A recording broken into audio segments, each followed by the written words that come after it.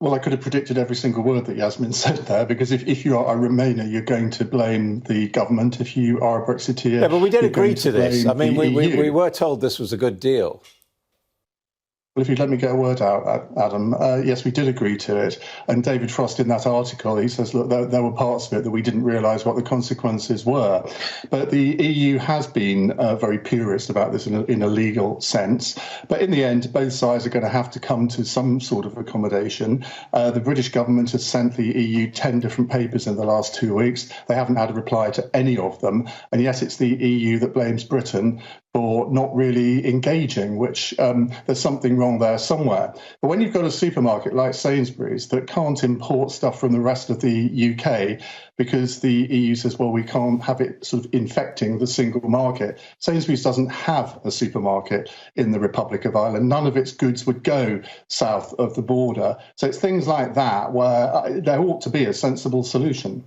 OK, let's move on to Livy Purvis, Ian, and in the Times, one of a number of columnists and hitherto supporters of the campaign organisation Stonewall, who now think it's gone too far. What do you think? Well, it depends what you mean by too far. Stonewall has always been LGBT, but they seem to, in recent months, have forgotten the LGB bit of that. And when you have people from the far left of politics to the right coming together to say, well, look, that they have gone too far, they at least ought to look at themselves in the mirror and examine what they've been saying. Nobody is against trans rights. But there's such a thing, as women's rights as well. And whenever you get a feminist, Sonia Soda wrote a brilliant article in the Observer yesterday about this. And I'm sure she's been assailed on Twitter because of it, saying very sensible things, I thought. And you can't actually enter this debate without being trolled from both sides. I tweeted something the other day which I thought was actually quite balanced, but then you just get it from both sides.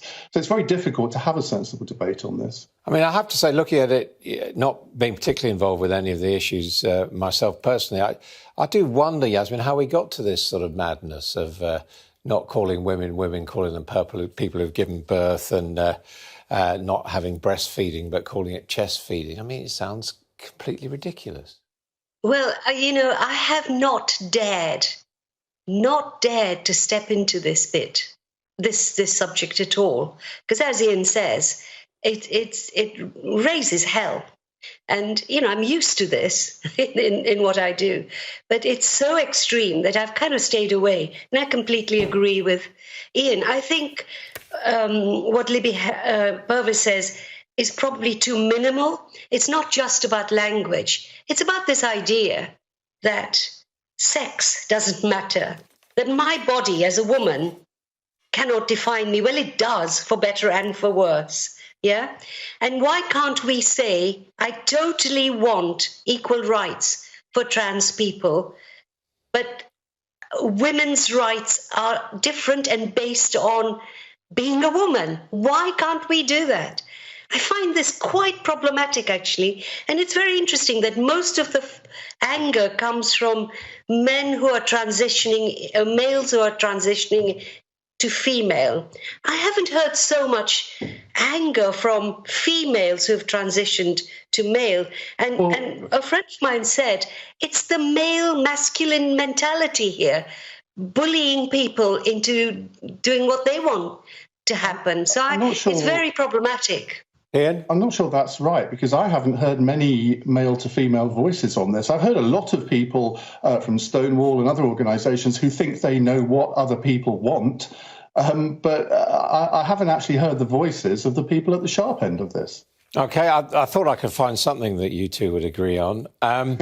Let's talk about boundary changes, Ian, a dry subject. But I mean, this lot of boundaries, we've been talking about them for 15 years and they're meant to happen every 5 years or so, and they haven't happened. Is there something either party should worry about? Well, I think if you're an MP in a marginal seat and you suddenly get about 5,000 of your core voters taken away from you, obviously you're going to be concerned. But this is about democracy. All constituencies should be roughly the same size. You're never going to get them identical. There always going to be places like the Isle of Wight or the Orkney and Shetland which have different arrangements. But generally, constituencies should be the same. Otherwise, it is not democratic. Now, of course, there has been a shift from urban centres to rural seats in the past few years, so that ought to benefit the Conservatives in many ways. But there'll be plenty of Conservative MPs who'll be very anxious about this.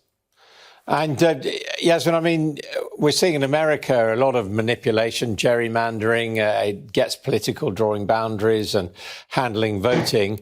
I suppose this is one area where we can say this is a genuinely independent, impartial process, and we should be grateful for that.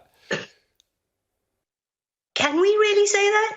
Can we? Yes, we can. We've got a boundaries commission. I remain extremely mistrustful because it's under this lot. So, you know, I understand the theory and I understand the reason and I understand the democratic argument. But a part of me just feels, can I trust them to do the right thing? That this isn't about manipulation? To be honest, no. That's a really terrible thing to say. You are impugning the quality of the independent people on the Boundaries Commission, and you really shouldn't do that, undermining public servants. They're not political appointments. They don't come from political parties. They've got a job to do. They've done it well in the past, and you have absolutely no reason to suspect that they won't do it properly this time. Well, you can't deny that there are a lot of people, I'm not the only one, who is saying, just like they are in America, right? There have been independent people brought in by this government whose voices have not been listened to. I remain sceptical, sorry. Well, I might say we can understand the reasons for your apprehension, but so far it hasn't happened yet. We'll have to see what the actual proposals are, because they